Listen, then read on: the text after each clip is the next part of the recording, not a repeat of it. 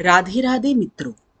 सोचिए, एक ऐसा भगवान जिसके दर्शन के लिए हर साल करोड़ों लोग दूर दूर से पुरी पहुंचते हैं, लेकिन अचानक पूरे 15 दिनों के लिए मंदिर के दरवाजे बंद कर दिए जाते हैं। न कोई दर्शन, न कोई पूजा, और सबसे हैरानी की बात यह कहा जाता है कि स्वयं भगवान जगन्नाथ बीमार हो गए हैं। लेकिन क्या भगवान भी बीमार पड़ सकते हैं? और अगर हाँ, तो आखिर उन 15 दिनों के दौरान मंदिर के अंदर ऐसा क्या होता है जिसे आज भी दुनिया की आंखों से छुपाकर रखा जाता है?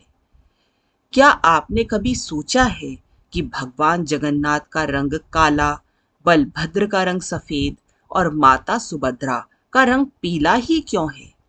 क्या ये सिर्फ रंग है या इसके पीछे छुपा है ऐसा आध्यात्मिक रहस्य जो आपकी पूरी जिंदगी देखने का नजरिया बदल सकता है?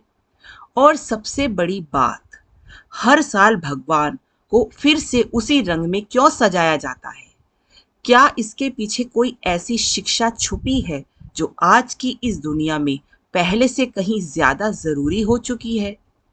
आज की इस वीडियो में हम केवल एक धार्मिक परंपरा की बात नहीं करेंगे, बल्कि उस रहस्य के अंदर उतरेंगे जहां विज्ञान, शास्त्र, प्रकृति और जीवन का सबसे बड़ा सत्य एक साथ मिलते हैं।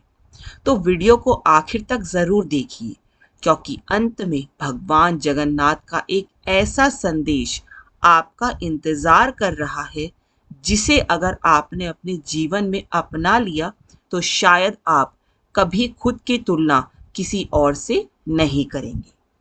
नमस्कार मित्रों, आप देख रहे हैं ज्ञान का संसार। यहाँ हम सनातन धर्म, प्राचीन रहस्यों और उन आध्यात्मिक सत्यों की खोज करते हैं जो केवल किताबों में नहीं, बल्कि हमारे जीवन में ही छिपे हैं। तो आइए बिना किसी देरी के शुरू करते हैं आज की अद्भुत यात्रा। कल्पना कीजिए, उड़ीसा के पुरी शहर की सुबह है। समुद्र की लहरें हमेशा की तरह किनारों से टकरा रही हैं। मंदिर के ऊंचे शिखर पर लगा नील चक्र सूरज की पहली किरणों के साथ चमक रहा है।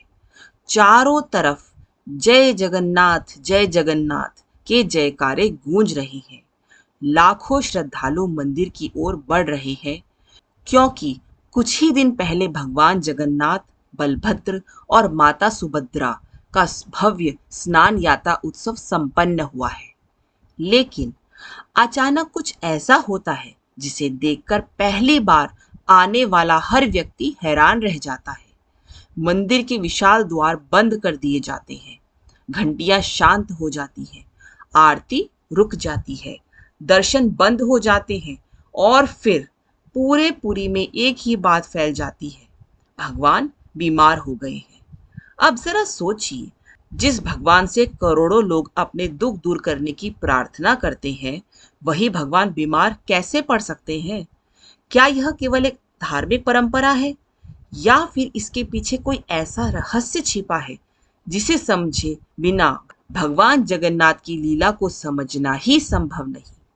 यही प्रश्न हर साल लाखों श्रद्धालुओं के मन में उठता है और शायद आज आपके मन में भी उठ रहा होगा। लेकिन इस रहस्य को समझने के लिए हमें थोड़ा पीछे जाना होगा। उस दिन जब भगवान का दिव्य स्नान कराया जाता है, स्नान यात्रा जब भगवान को कराया जाता है तो राजाओं जैसा अभिषेक होता है, यानी कि ज्येष्ठ पूर्णिमा का दिन। पुरी में मानो पूरा ब्रह्मांड उतर आया हो। मंदिर के भीतर नहीं, बल्कि बाहर बने विशाल स्नान मंडप में भगवान जगन्नाथ, बलभद्र और माता सुभद्रा को विराजमान किया जाता है, ताकि हर भक्त दूर से भी उनके दर्शन कर सके। फिर शुरू होता है एक ऐसा अभिषेक जो दुनिया के किसी भी मंदिर में शायद ही देखने को मिले। एक दो नहीं, 10-20 नहीं, बल्कि 108 पवित्र कलशों से भगवान का स्नान कराया जाता है। इन कलशों का जल भी साधारण नहीं होता, उसे विशेष मंत्रों के साथ पवित्र किया जाता है। घंटियों की ध्वनि, शंखनाद, वैदिक मंत्र, भक्तों के जयकारे पूरा वातावरण ऐसा लगता है मानो स्वयं देवता स्वर्ग से उतर आए हों। सैकड़ों पुजारी पूरी श्रद्धा के साथ भगवान का अभिषेक करते हैं और करोड़ों भक्त उस दिव्य क्षण को देखकर भाव विभोर हो जाते हैं। लेकिन यही वह क्षण है जहां से एक अद्भुत रहस्य की शुरुआत होती है। शास्त्रों के अनुसार इतने विशाल स्नान के बाद भगवान को ज्वर हो जाता है। हाँ, बिल्कुल आपने सही सुना। कहा जाता है कि भगवान को सर्दी जुकाम और बुखार जैसा कष्ट होता है, इसलिए उन्हें आराम की आवश्यकता होती है। अब कोई व्यक्ति यदि पहली बार यह सुने तो शायद मुस्कुरा दे। वह कहे, क्या भगवान भी इंसानों की तरह बीमार हो सकते हैं? लेकिन यहीं पर सनातन धर्म की सबसे सुंदर भावना छिपी हुई है। सनातन धर्म में भगवान को केवल पत्थर या लकड़ी की मूर्ति नहीं माना जाता। जब किसी विग्रह में विधिवत प्राण प्रतिष्ठा होती है तो वह केवल एक प्रतिमा नहीं रहती, वह जीवंत उपस्थिति बन जाती है।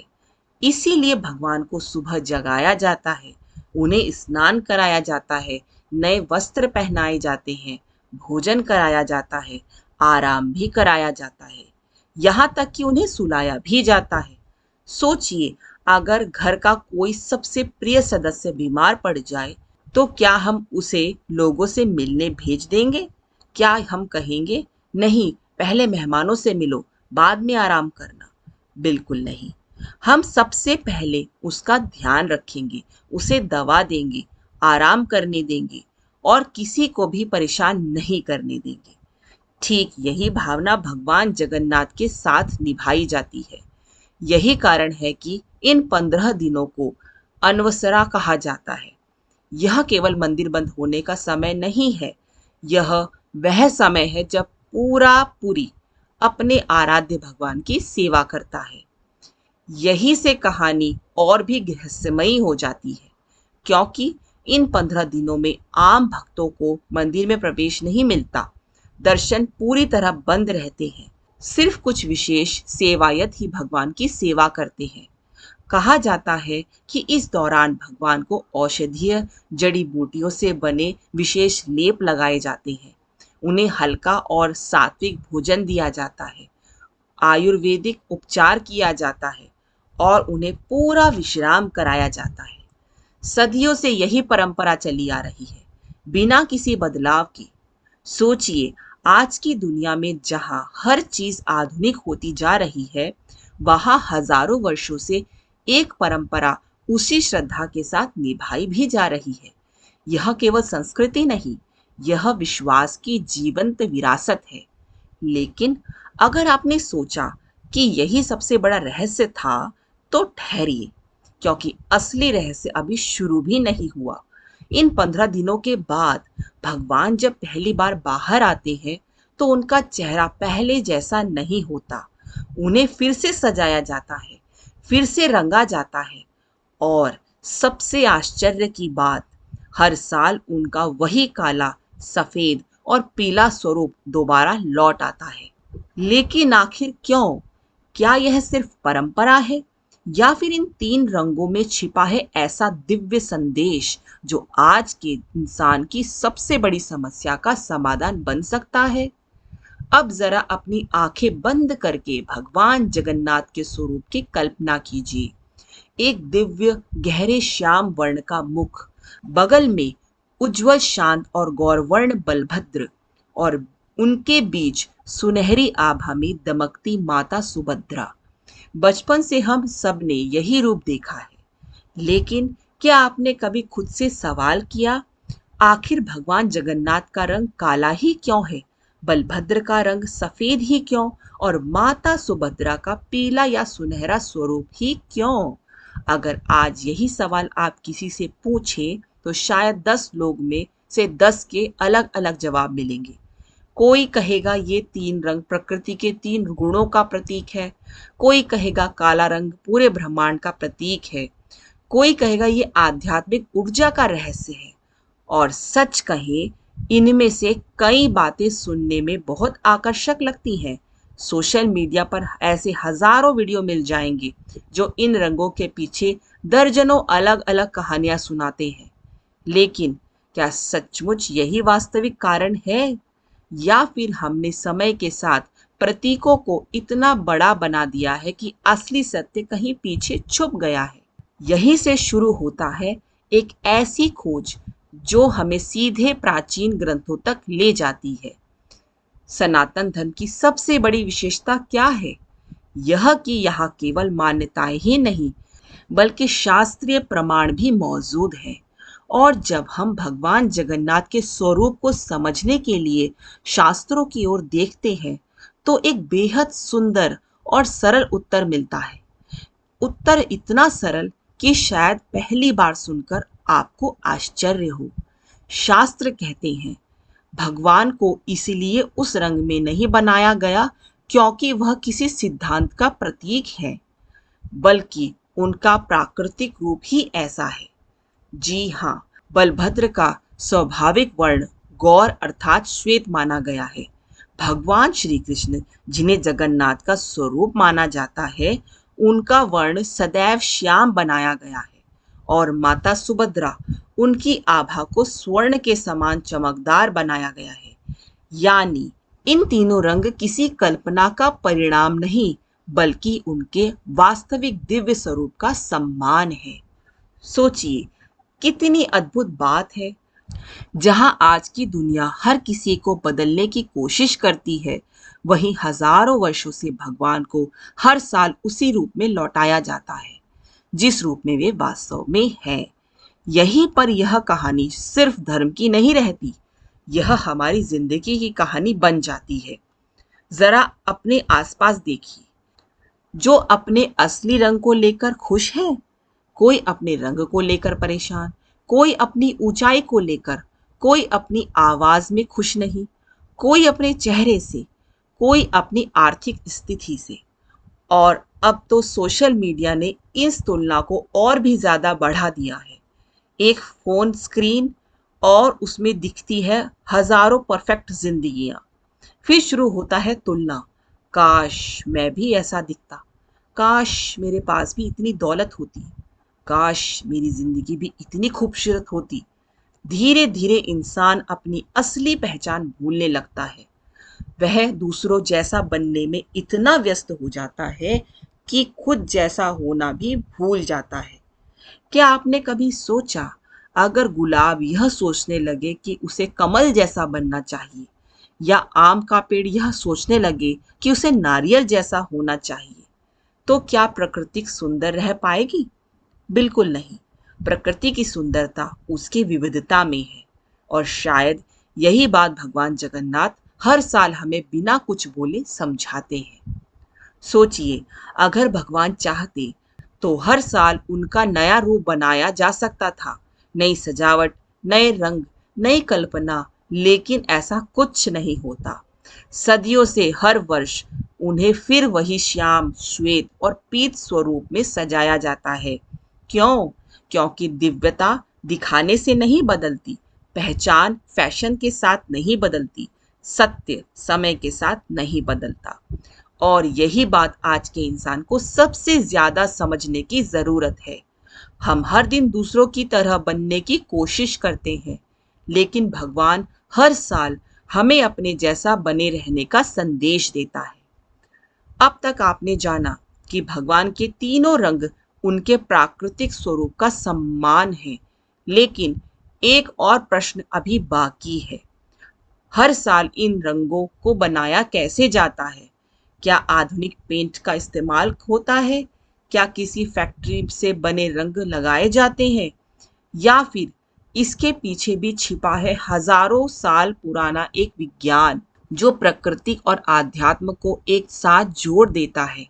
और यकीन मानिए, जब आप जानेंगे कि भगवान जगन्नाथ का श्याम रंग किससे बनाया जाता है, बलभद्र का उजला रंग कहाँ से आता है, और माता सुभद्रा की सुनहरी आभा किस प्राकृतिक पदार्थ से तैयार होती है, तो आपको एहसास होगा कि हमारे पूर्वज केवल धार्मिक नहीं थे, वे प्रकृति के सबसे बड़े वैज्ञानिक भी थे। यहीं से शुरू होता इस कथा का सबसे अद्भुत अध्याय। अब तक आपने जाना कि भगवान जगन्नाथ, बलभद्र और माता सुभद्रा के तीनों रंग केवल प्रतीक नहीं है, बल्कि उनके दिव्य स्वरूप का सम्मान है। लेकिन अब एक ऐसा रहस्य सामने आता है जो इसे पूरी परंपरा को और भी अद्भुत बना देता है। जरा सोचिए, आज के समय में दुनिया की लगभग हर चीज में केमिकल मिल चुका है। कपड़ों में, खाने में, दवाइयों में, यहाँ तक कि मंदिर की सजावट में भी कई बार कृत्रिम रंगों का प्रयोग किया जाता है। लेकिन क्या आपने कभी सुना है कि भगवान जगन्नाथ को आधुनिक पेंट से रंगा जाता हो? नहीं। और यही इस परंपरा की सबसे सुंदर बात है। अनवसर के दौरान जब भगवान विश्राम करते हैं, तो केवल उनकी सेवा ही नहीं होती, बल्कि उनके दिव्य स्वरूप का नवीनीकरण भी किया जाता है। इस प्रक्रिया को देखने का अधिकार भी हर किसी को नहीं होता।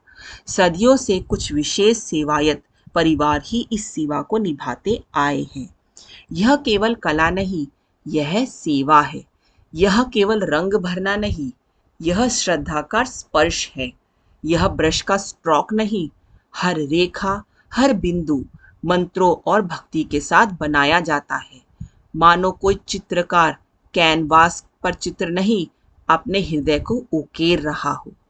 अब प्रश्न उठता है, भगवान का गहरा काला रंग आखिर बनता किससे है? क्या यह कोई विशेष पेंट है? नहीं। परंपरागत रूप से भगवान जगन्नाथ के श्याम वर्ण को बनाने के लिए दीपक की कालिख का प्रयोग किया जाता है।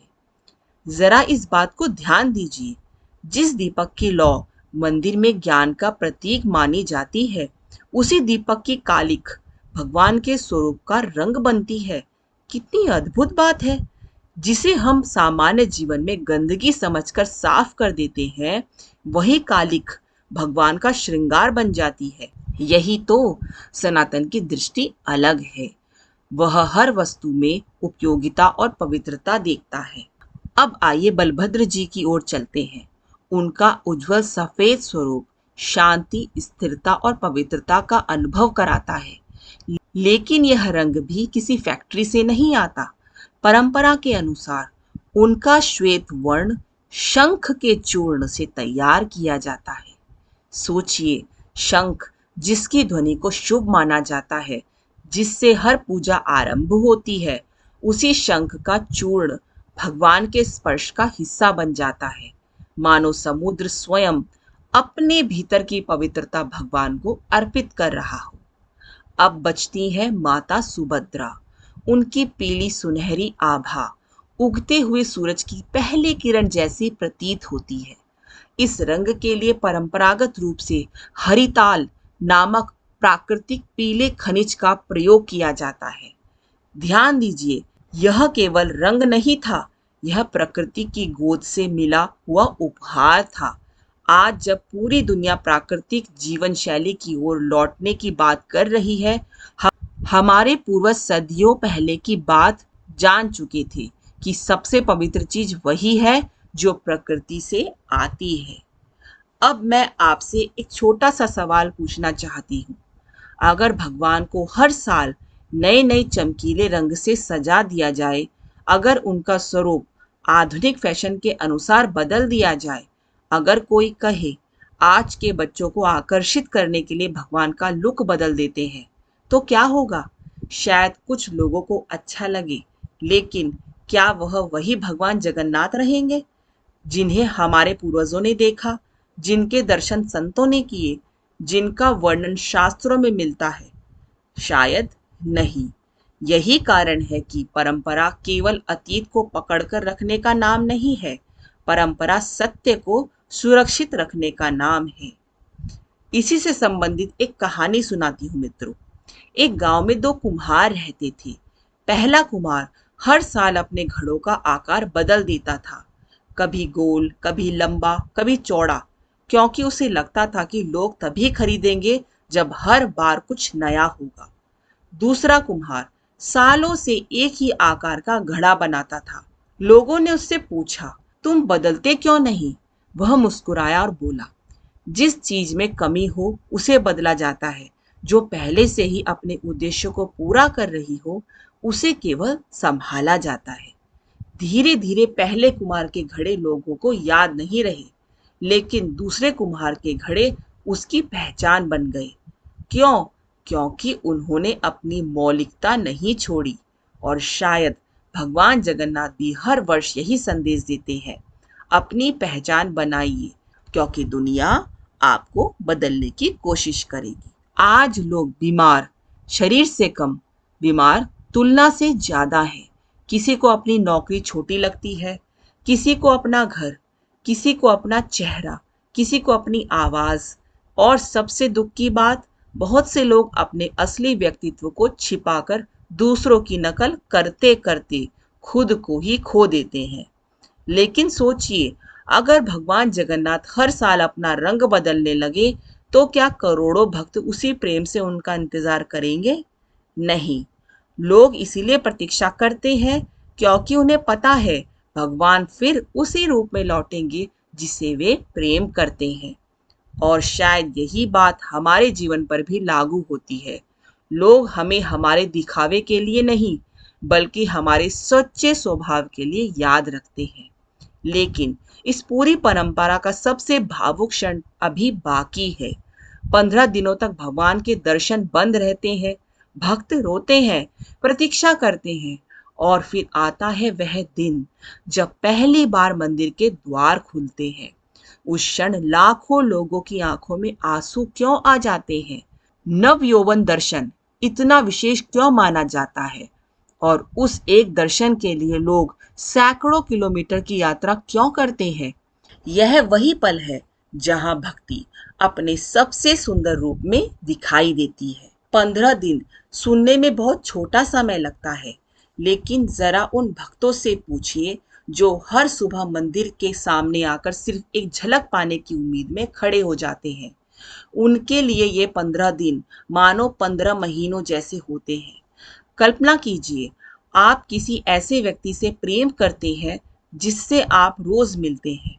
उसके बिना आपका दिन अधूरा लगता है, और फिर अचानक एक दिन आपको ये कहा जाए अब अगले 15 दिन तक आप उनसे मिल नहीं सकते। कैसा लगेगा? दिल बेचैन हो जाएगा, मन बार बार उसी ओर भागेगा। और शायद यही बेचैनी भक्ति को सबसे बड़ी परीक्षा भी बना देती है। हम इंसान भी अजीब हैं। जब कोई चीज रोज हमारे पास होती है तो उसकी कीमत कम महसूस होती है, लेकिन जब वही चीज कुछ समय के लिए दूर हो जाए तब उसकी अहमियत समझ आने लगती है। सोचिए, घर में माँ रोज खाना बनाती है, हम कई बार धन्यवाद कहे बगैर खाना खा लेते हैं, लेकिन अगर एक दिन माँ घर में ना हो तो वही रसोई इतनी खाली लगती है। पिता रोज ऑफिस जाते हैं, शायद हम उनसे बात ज्यादा ना करते हों, लेकिन अगर किसी कारण वे कुछ दिनों के लिए दूर चले जाएं, तो घर की खामोशी महसूस होती है। यहाँ तक कि हमारा अपना कमरा जब तक साथ होता है, हम उसकी कीमत पूरी तरह नहीं समझते। शायद इसीलिए भगवान जगन्नाथ भी हर साल अपने भक्तों को यही अनुभव कराते हैं, ताकि दर्शन केवल एक आदत न रह जाए, बल्कि एक तड़प बन जाए। क्योंकि जहां तड़प होती है वहीं सच्चा प्रेम जन्म लेता है। अनवसर के दिनों में पुरी का वातावरण बदल जाता है। मंदिर तो वही होते हैं, नील चक्र भी वही चमकता है, ध्वजा भी हर दिन बदलती रहती है, लेकिन एक चीज की कमी हर किसी को महसूस होती है, भगवान के दर्शन। कई श्रद्धालु मंदिर के सिंहद्वार तक आते हैं, हाथ जोड़ते हैं, आंखें बंद करते हैं और बिना दर्शन किए लौट जाते हैं। कुछ लोग मंदिर की दीवार को छूकर रो पड़ते हैं, क्योंकि उनके लिए दर्शन केवल आंखों से देखने का काम नहीं, दिल से जुड़ने का काम है।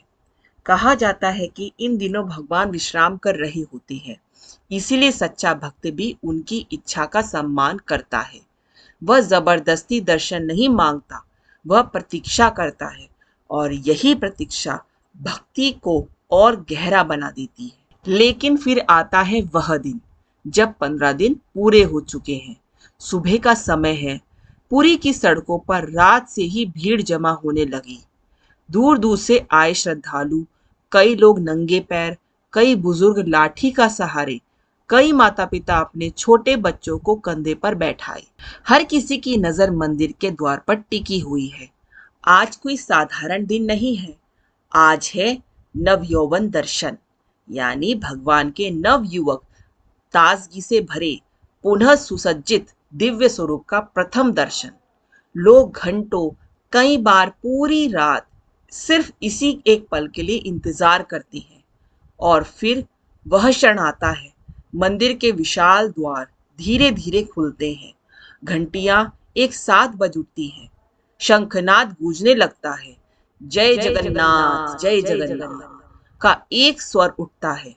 किसी का ऐसा स्वर उठता है कि मानो पूरा आकाश भी उसी नाम का जाप कर रहा हो। हजारों हाथ एक साथ जुड़ जाते हैं। कई लोगों की आंखों में आंसू बहने लगते हैं। कोई मुस्कुरा रहा है, कोई रो रहा है, कोई सिर झुकाकर धन्यवाद दे रहा है। लेकिन क्या आपने कभी सोचा कि ऐसा क्यों होता है? क्या केवल इसीलिए कि भगवान फिर से सुंदर दिखाई दे रहे हैं? नहीं, उससे कहीं अधिक गहरी बात है। ध्यान से सुनिए। अगर भगवान हर साल बिल्कुल अलग रूप में सामने आए तो शायद लोगों को आश्चर्य तो होगा, लेकिन वह अपनापन नहीं मिलेगा। भक्त इसीलिए खुश नहीं होते कि भगवान बदल गए। वे इसीलिए भावुक हो जाते हैं क्योंकि भगवान वैसे ही लौटे जैसे वे हमेशा से थे। वही मुस्कान, वही श्याम स्वरूप, वही गौरवर्ण बलभद्र, वही स्वर्णिम सुभद्रा। यानी यानी समय बदला, दुनिया बदली, पीढ़ियां बदल गई, लेकिन भगवान का प्रेम और उनकी पहचान कहीं नहीं बदली। क्या यही बात हमारी जिंदगी पर भी लागू नहीं होती? जब वर्षों बाद हम अपने किसी पुराने मित्र से मिलते हैं, तो हमें सबसे ज्यादा खुशी किस बात की होती है? इस बात की कि वह आज भी उसी अपनेपन से गले लगाता है। माँ बूढ़ी हो जाती है, पिता के बाल सफेद हो जाते हैं, लेकिन उनका प्रेम नहीं बदलता। और शायद यही स्थिर प्रेम भगवान जगन्नाथ के नव यौवन दर्शन का सबसे बड़ा रहस्य है। आगे एक घटना सुनाती हूँ जो सोचने पर मजबूर कर देती है। कहते हैं एक युवक पहली बार पुरी गया। उसने भीड़ देखकर अपने पास खड़े एक वृद्ध से पूछा, बाबा, लोग इतनी भीड़ क्यों लगाए हुए हैं? आखिर भगवान तो हर दिन यही रहते हैं। वृद्ध मुस्कुराए। उन्होंने कहा, बेटा, जिससे सच्चा प्रेम होता है उसकी एक झलक भी पूरे जीवन की थकान मिटा देती है। फिर उन्होंने एक और बात कही जो उस युवक के जीवन का सबसे बड़ा सबक बन गई। उन्होंने कहा, भगवान बदलकर नहीं लौटते, बदलकर तो हम लौटते हैं। युवक कुछ पल के लिए चुप रहा, क्योंकि उसे एहसास हुआ 15 दिनों में भगवान नहीं बदले थे, बदल गया था उसका अपना मन। और शायद यही इसी पूरी परंपरा का सबसे बड़ा चमत्कार है। भगवान हर साल हमें अपने रंग नहीं दिखाते, बल्कि हमारे भीतर छिपे हुए असली रंगों को पहचानने का अवसर देते हैं। लेकिन अभी एक अंतिम रहस्य बाकी है। क्या भगवान जगन्नाथ का हर साल अपने प्राकृतिक रूप में लौटना केवल एक धार्मिक परंपरा है, या यह कलयुग के हर इंसान के लिए भगवान का एक मौन संदेश है, जिसे समझ लिया तो जीवन भर कभी खुद से नफरत नहीं होगी और न ही किसी और जैसा बनने की इच्छा। यही इस कहानी का सबसे भावुक और सबसे शक्तिशाली अंतिम अध्याय है। अब जरा एक पल के लिए भगवान जगन्नाथ के मंदिर से बाहर निकलकर अपनी दुनिया की ओर देखिए। एक ऐसी दुनिया जहां हर कोई बदलना चाहता है। कोई अपने चेहरे से खुश नहीं, कोई आवाज से, कोई नौकरी से, कोई घर से, और सबसे ज्यादा कोई अपनी पहचान से। सुबह आंखें खुलते ही हम भगवान का चेहरा कम और मोबाइल की स्क्रीन ज्यादा देखते हैं। एक के बाद एक तस्वीरें, किसी की महंगी कार, किसी की विदेशी यात्रा, किसी की आलीशान जिंदगी, किसी का परफेक्ट चेहरा। धीरे धीरे हमारा मन एक ऐसी दौड़ में शामिल हो जाता है जिसकी कोई मंजिल ही नहीं होती। हम सोचने लगते हैं, काश मैं ऐसा होता, काश मैं वैसा दिखता, काश मेरी जिंदगी बिल्कुल ऐसी होती। लेकिन क्या आपने कभी ध्यान दिया है कि इस पूरी दौड़ में सबसे पहले कौन खो जाता है? हम खुद। भगवान हमें खुद को स्वीकार करना सिखाते हैं। आज बाजार आपको क्या कहता है? तुम्हारा रंग अच्छा नहीं, इसे बदलो। चेहरा परफेक्ट नहीं, इसे बदलो। बाल वैसे नहीं, इन्हें ऐसे करो। शरीर वैसा नहीं, इसे ऐसे बदलो। बोलने का तरीका बदलो, चलने का तरीका बदलो, सोचने का तरीका बदलो। ऐसा लगता है मानो पूरी दुनिया हमें यही सिखाने में लगी है कि तुम जैसे हो वैसे अच्छे नहीं हो। लेकिन इसी दुनिया के बीच पुरी के श्री मंदिर में हर वर्ष एक बिल्कुल अलग संदेश आता है। भगवान कहते हैं, मैं हर साल लौटता हूँ, लेकिन किसी और जैसा बनकर नहीं। मैं वही हूँ जो सृष्टि के आरंभ में हूँ। मेरा श्याम रंग मेरी पहचान है। बलभद्र का गौर वर्ण उनकी पहचान है। माता सुभद्रा का स्वर्णिम आभा उनकी पहचान है। और पहचान फैशन देखकर नहीं बदली जाती। जब श्री कृष्ण वृंदावन में थे तो उनका श्याम वर्ण देखकर कई लोगों ने प्रश्न किए, लेकिन क्या कभी राधा ने उनसे कहा, अगर आपका रंग थोड़ा गोरा होता तो अच्छा लगता? क्या कभी यशोदा मैया ने उन्हें बदलने की कोशिश की? क्या गोपियों का प्रेम उनके रंग पर निर्भर था? नहीं, कभी नहीं। क्यों? क्योंकि प्रेम चेहरे से नहीं, चरित्र से होता है। आकर्षण रंग से नहीं, ऊर्जा से पैदा होता है। और भगवान श्री कृष्ण का श्याम वर्ण आज भी करोड़ों लोगों के लिए सबसे सुंदर स्वरूप माना जाता है। सोचिए, जिस रंग को दुनिया कभी कभी कमजोरी समझती है, उसी रंग को सनातन ने भगवान का स्वरूप बना दिया। क्या इससे बड़ा संदेश कोई और हो सकता है? एक छोटी सी कहानी है इसी से संबंधित मित्रों। एक बार एक मूर्तिकार के पास दो पत्थर लाए गए। दोनों बिल्कुल एक जैसे थे। पहले पत्थर ने कहा, मुझे मत तराशो, मुझे चोट मत पहुंचाओ। मूर्तिकार ने उसे एक किनारे रख दिया। दूसरे पत्थर ने कुछ नहीं कहा। उसने हर चोट सह ली, हर छैनी, हर हथौड़े की मार शांत होकर स्वीकार कर ली। कुछ महीनों बाद पहला पत्थर मंदिर की सीढ़ी बन गया, जिस पर लोग रोज पैर रखकर गुजरते थे। और दूसरा पत्थर भगवान की मूर्ति बन गया, जिसके सामने वही लोग सिर झुकाते थे। एक दिन सीढ़ी वाले पत्थर ने पूछा, हम दोनों तो एक जैसे थे, फिर हमारे भाग्य अलग अलग क्यों हो गए?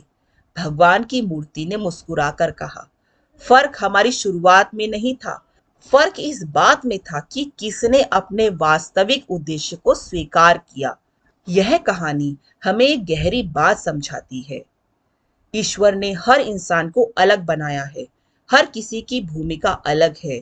हर किसी का उद्देश्य हर किसी का उद्देश्य भी अलग है। लेकिन जब हम दूसरों जैसा बनने की कोशिश करते हैं तो अपने ही उद्देश्य से दूर चले जाते हैं।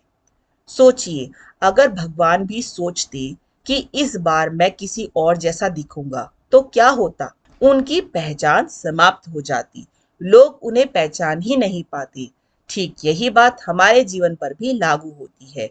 आज बहुत से लोग दूसरों की नकल करते करते अपनी असली मुस्कान खो चुके हैं, अपनी असली आवाज खो चुके हैं, अपनी असली सोच भी खो चुके हैं, और सबसे दुखद बात, अपनी असली खुशी भी खो चुके हैं। याद रखिए, दुनिया हमेशा आपकी कॉपी देखेगी, लेकिन सम्मान सिर्फ आपकी ओरिजिनलिटी को ही मिलेगा। आज रात जब आप आईने के सामने खड़े हों तो खुद से केवल एक सवाल पूछिए, मैं जो बनना चाहता हूँ, क्या वह वास्तव में मैं हूँ, या केवल दुनिया की उम्मीदों का एक चेहरा हूँ? अगर इस सवाल का जवाब मिल जाए तो समझ लीजिए, भगवान जगन्नाथ का यह वार्षिक उत्सव आपके जीवन में अपना उद्देश्य पूरा कर चुका है।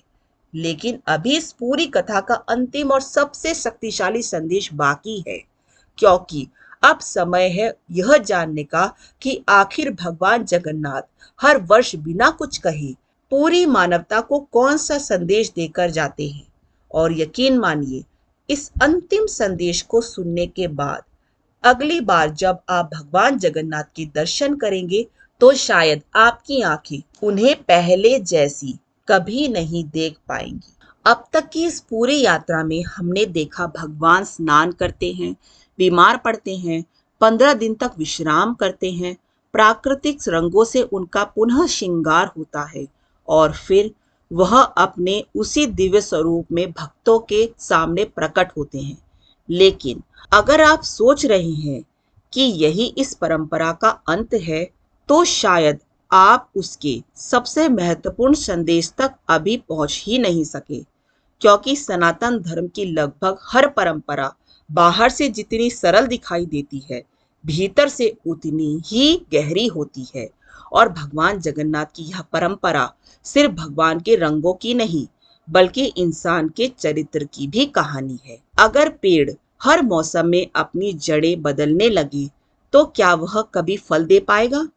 अगर नदी हर कुछ किलोमीटर बाद अपना रास्ता बदल दे, तो क्या वह समुद्र तक पहुंच पाएगी? अगर सूरज हर सुबह यह सोचने लगे, आज मैं सूरज नहीं चांद बनकर निकलूंगा, तो क्या संसार में जीवन बच पाएगा?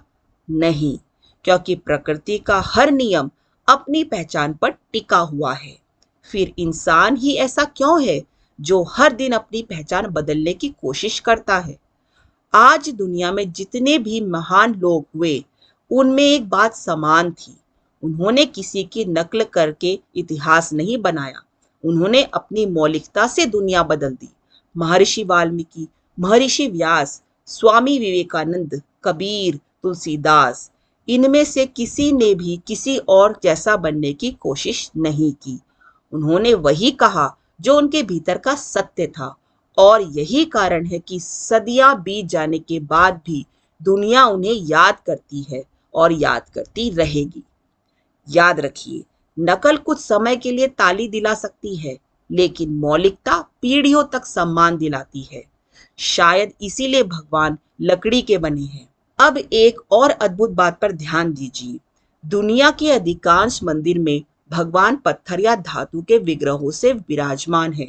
भगवान जगन्नाथ का विग्रह दारू यानी पवित्र लकड़ी से निर्मित है। क्या यह संयोग है? शायद नहीं। लकड़ी समय के साथ पुरानी होती है, उसकी देखभाल करनी पड़ती है, उसे नमी, धूप और प्रकृति का प्रभाव झेलना पड़ता है। मानो भगवान स्वयं यह कहना चाहते हो, जो इस संसार में आया है वह परिवर्तन के नियम से परे नहीं है।